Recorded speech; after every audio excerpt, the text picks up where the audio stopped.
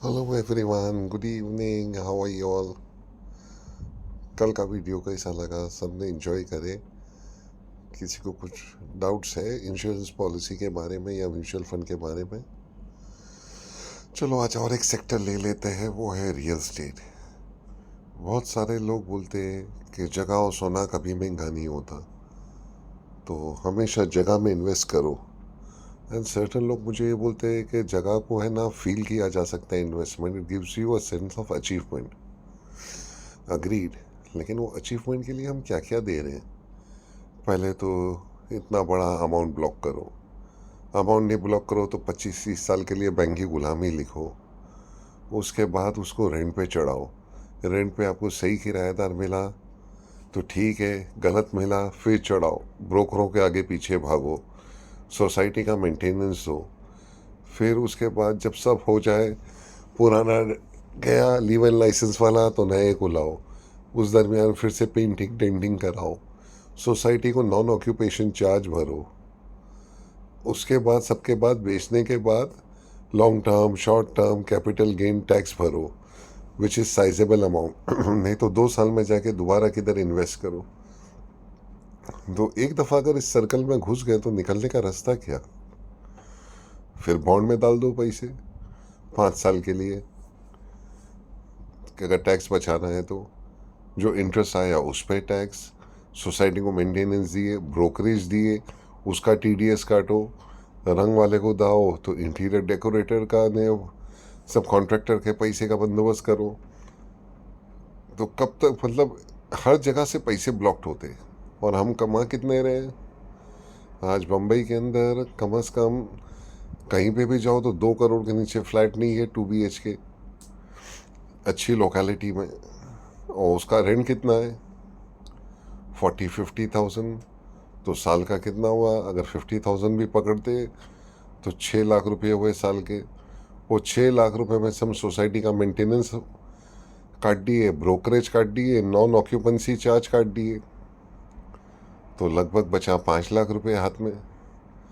2 करोड़ का 10% भी लेते हैं तो 20 लाख होता है। 5% लेते हैं तो भी 10 लाख होता है। तो ये क्या 2.5%? क्या बैंक एफडी से भी हम कम कमा रहे हैं? तो फिर आर्ग्यूमेंट ये आता है कि कल बेचते तो वैल्यू बढ़ती है। अरे वैल्यू बढ़ती है लेकिन तुमने कमाई क्या उस पर? क्योंकि आज अगर 2 करोड़ का फ्लैट कल तुम 6 करोड़ में बेचोगे, तुम बोलोगे मुझे 4 करोड़ का फायदा हुआ, परफेक्ट। लेकिन अब नया फ्लैट भी खरीदोगे तो तुम्हें 4 के आसपास मिलेगा ना।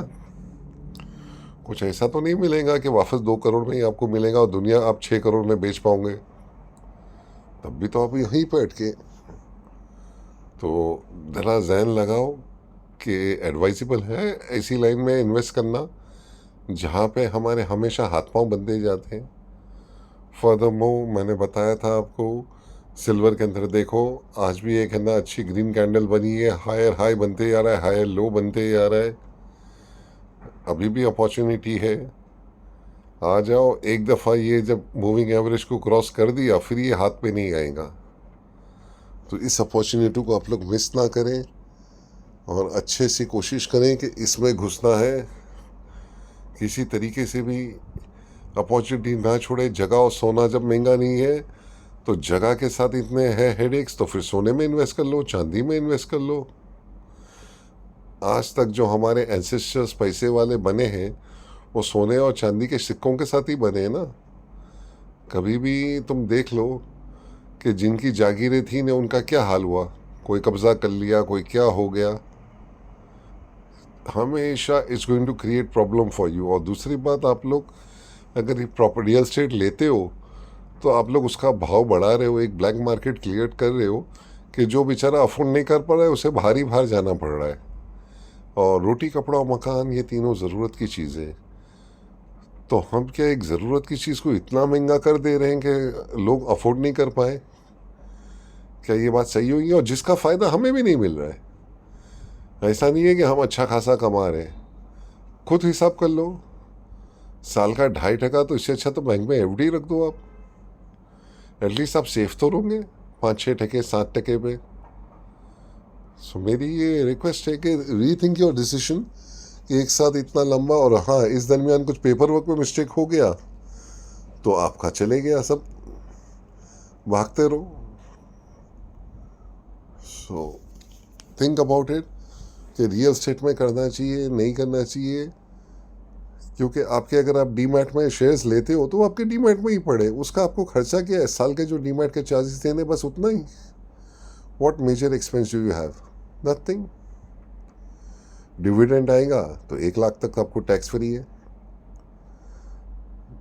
एंड ट्राई टू अंडरस्टैंड कि there is ocean of opportunities. कल अगर एक प्रॉपर्टी परफॉर्म नहीं कर रही है, आपकी रेंट पे नहीं चढ़ रही है, या बिल्डिंग के नेबर्स बेकार है, उसको आपको बेचते बेचते नाक में दम आ जाएगा। शेयर अगर परफॉर्म नहीं कर रहा है, चल भाई निकल यहाँ से, तेरा भाई दूसरा लाइन में खड़ा है। कितनी देर लगेंगी आपको? 2 click. So think about it. I hope you all must have enjoyed this video. Good night.